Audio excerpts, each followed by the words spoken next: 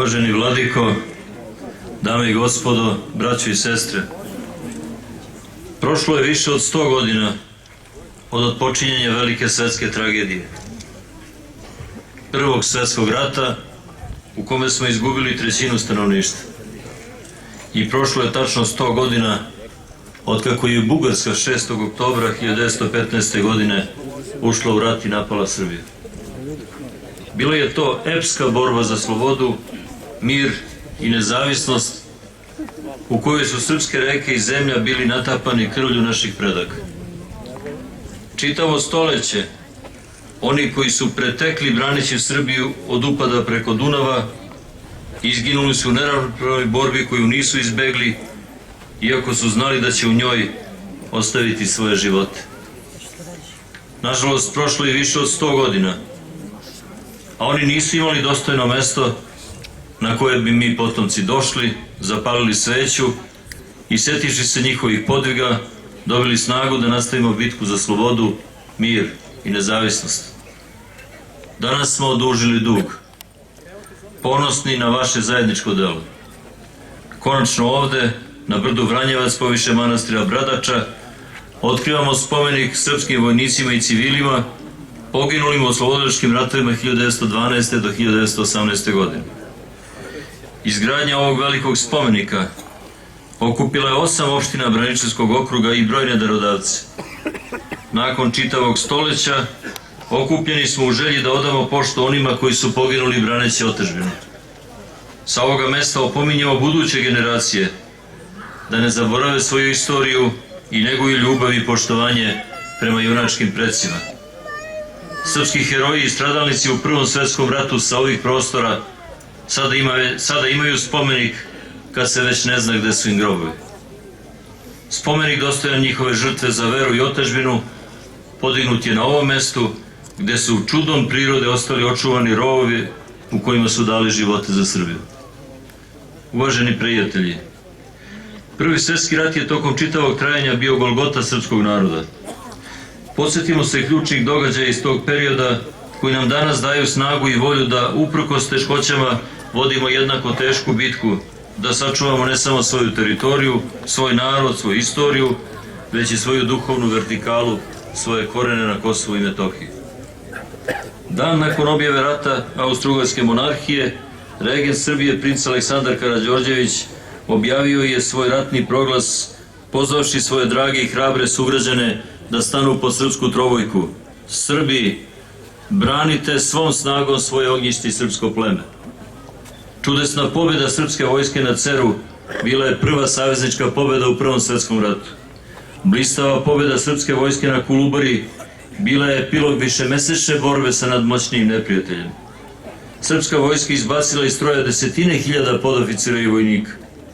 Nakon potpuno neočekivanog poraza, general Poćorek je zamolio vrhovnu komandu da ga razreši aktivne službe, što je i prihvaćeno. Kada mu je predloženo da izvrši samoubistvo, odbio je rečima: "Ubiću se, ali tek kada ma koji drugi austrijski general pobedi srpsku vojsku." O blistavim pobedama Srba reči hvale rekao i Josef Joffre, francuski maršal.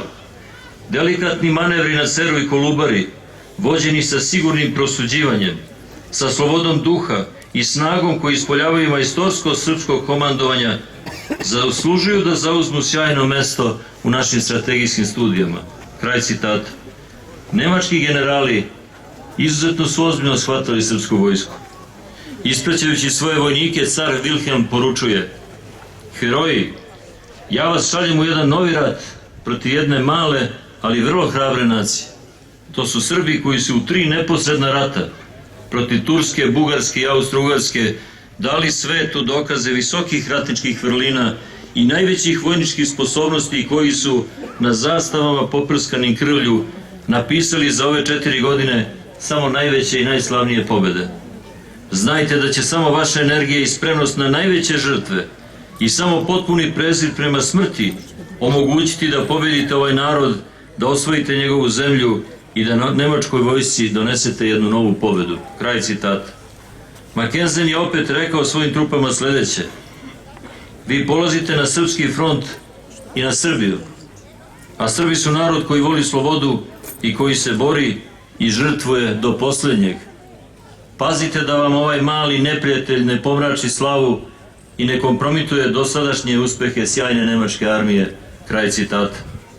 Udružene armije osvajača započele su napad 6. oktobra snažnom artiljerijskom vatrom i manjim desantnim akcijama, a 7. oktobra izvršile su glavnu operaciju forsiranja Dunava i Save. Tokom nekoliko nedelja borbi, u stalnom povlačenju ka Petrovcu na Mlavi, 9. puk Dunavske divizije izgubio je polovinu svog sastava od skoro 4000 ljudi.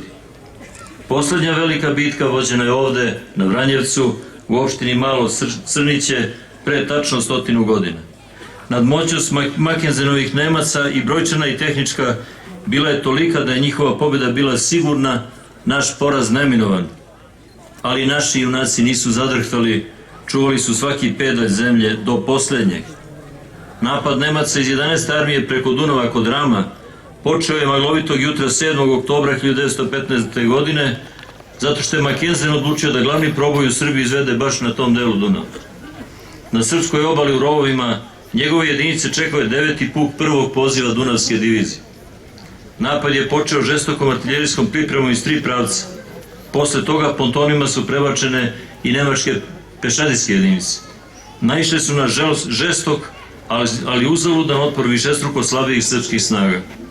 Srpski vojnici koji nisu stradali od neprijateljske vatre umoreni su kasnije. Desetkovali su ih tifus i mučenje i batinanje u zarobljeničkim logorima. Dame i gospodo, danas na mestu srpskog stradanja stojimo ponosno. Ponos mora da nadjača tugu i bol za izgubljenim životima. Nažalost, izgubljeni životi naših predaka broje se milionima. Nova ćele kula posle svetskih ratova, po rečima svetog vladike Nikolaja, broji već 4 miliona srpskih glava. Citiram, svaka strana sveta milion srpskih glava. To je savremena srpska ćele kula. To je armija srpska u duhovnom svetu, armija nepobediva. To su pomoćnici i tužioci pred Bogom. Pomoćnici dokle god cenimo one vrednosti za koje su oni žrtvovali u mukama svoj zemaljski život, a tužioci ako te vrednosti pretvorimo u jeftin papir i trgujemo njime. Kraj citata. Umirali smo na obali Jadranskog mora pred kraj 1915. godine, a saveznici su rešavali da li da nas spašavaju. Ukoliko se srpska vojska odmah ne izbavi iz Albanije, Rusija raskida savez sa Antantom i sklapa separatni mir sa Nemačkom, napisat će u svom ultimatumu velikomučenik i zaštitnik slovenstva ruski car Nikolaj II. Romanov u januaru 1916. godine. Veliki sin francuskog naroda Briand u francuskom parlamentu tada izgovori ove reči: i kada bi samo jedan jedini Srbin apelovao na Francusku da ga spasi, jer neće da bude rob, dužnost bi Francuske bila da uputi svoju flotu i spasi ga. A ovde nije slučaj jednom jedinom, već o više od 100.000 heroja toga po broju malog, ali po duhu velikog naroda srpskog. Vive la Serbie, zaorilo se u parlamentu i na taj način je izglasana odluka o našem spasavanju. Japanski profesor medicinskog fakulteta u Tokiju, za vreme Prvog svjetskog rata i šef misije Japanskog crvenog krsta u Parizu, rekao je ovo: do ovoga rata mi Japanci uživali smo glas vojnika sa najjačim ratničkim duhom. Ovoga puta moramo priznati da nam je srpski vojnik to prvenstvo oduzeo. Ne zamerite, gospodo Srbi, što smo na to malo i ljubomorni. Norveški pukovnik Karsten Angel 1915. godine je rekao: došli smo sa malo poštovanja za srpske vojnike, a vraćamo se puni divljenja. Vidjeli smo narod miran, samopouzdan, rodoljubiv. Našli smo najbolje vojnike na svetu, hrabre, poslušne, trezvene, izdržljive, voljne da žrtvuju život za zemlju i nacionalnu ideju. Francuski maršal Franchet de Pere nas je najbolje upoznao i zato je pitao: ko su ti junaci koji mogu da se podiče da su zaslužili jedno od najvećih odlikovanja na svetu? To su seljaci, skoro svi. To su Srbi, tvrdi na muci, trezveni, skromni, nesalomivi. To su ljudi slobodni, gordi na svoju rasu i gospodari svojih njiva. U Kelskim novinama 1918. godine objavljeno je: malo vojnika se tuklo onako kako se tukao srpski vojnik. On je umirao tamo gde mu je bilo naređeno da se drži. Feldmaršal Mackensen zapisuje o narodu protiv kog je ratovao. Ja neobično cenim i volim vas iz Šumadije. Vi ste herojski narod, pun časti i ponosa, narod velike i sjajne budućnosti. Draga braćo, danas vodimo bitku slično onoj koja se na ovom mestu odvijala pre 100 godina, kada je bilo sasvim izvesno da je nemoguće pobediti nad moćnijeg neprijatelja.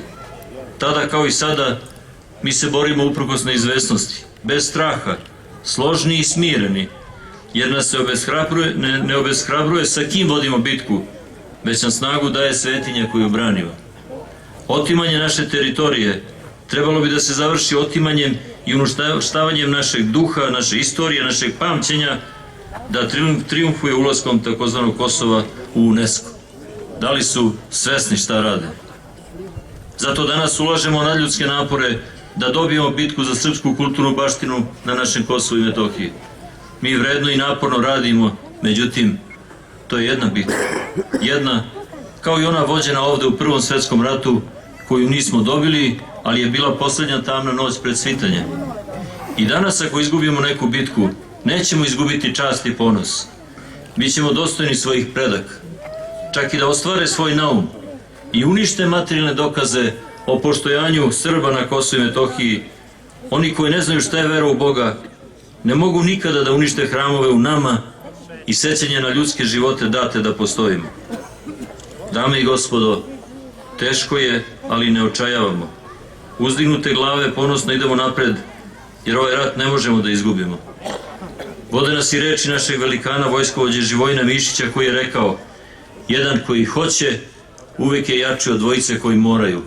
Mi hoćemo, možemo i pobedit ćemo. Živela Srbija!